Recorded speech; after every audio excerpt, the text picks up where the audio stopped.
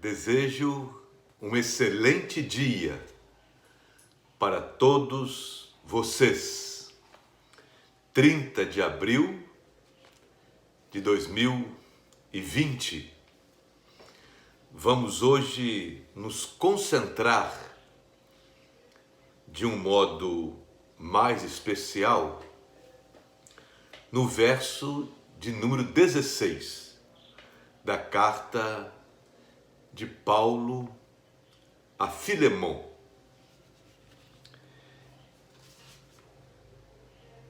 Paulo está querendo, eu diria, levantar o olhar de Filemon. Então vamos aqui ao verso 16. Não já como servo, antes, mais do que servo, como irmão amado, particularmente de mim, e quanto mais de ti, assim na carne como no Senhor. Pois agora Onésimo não é mais um escravo, porém, muito mais do que isso, muito mais do que um escravo, é um querido irmão em Cristo. De fato, para mim, ele é muito querido. E para você, agora, ele é mais querido ainda. Não só como escravo, mas também como irmão no Senhor, irmão em Cristo. Que compreensão iluminada Paulo demonstra aqui. É claro que isso é efeito da ação de Deus na mente de Paulo para ele enxergar de uma forma diferente, elevada, nobre, sobretudo cristã, enxergar o valor da pessoa de Onésimo. Ao tempo de Paulo, um escravo era uma propriedade de outra pessoa. Um escravo, ele era tratado como propriedade, como um objeto, ou tratado como um animal. Isso é certo? Não, não é certo. Isso, ao tempo de Paulo, era certo? Não, não era certo. Mas isto acontecia. A mesma coisa, nós temos que hoje, eu vou falar no finalzinho aqui, mudar o nosso olhar em relação às pessoas. Assim como pessoas têm sobre nós, acerca de nós, olhar distorcido, olhar errado, nós temos que ter cuidado para não cultivarmos olhar errado acerca das pessoas. Filemon, ele possuía direitos legais para agir com aquele escravo. No caso aqui, Onésimo, como bem entendesse. Legalmente falando, ele tinha todo apoio. Ele poderia tratar Onésimo, agir em relação a Onésimo, como bem entendesse. Mas o apóstolo quer levantar o nível do relacionamento. Paulo quer ampliar a visão, o entendimento, o enxergar de Filemon e o nosso hoje. Agora, Filemon precisa olhar para Onésimo não mais como escravo, mas como irmão em Cristo.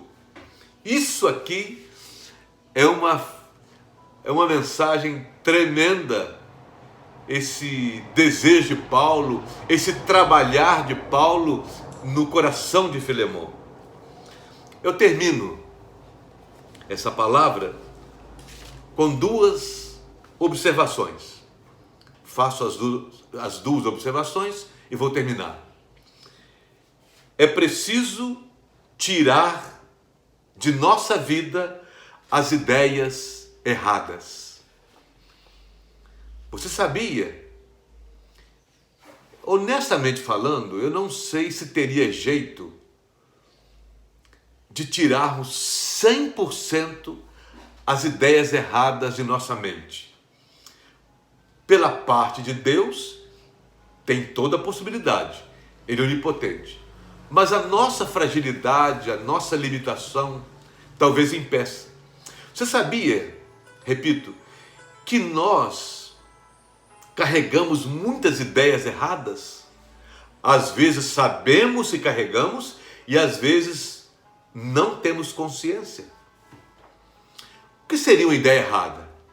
Por exemplo, olhar para um ser humano e ver esse ser humano como um objeto, como uma coisa, pensar que isso é normal, isso é uma ideia errada.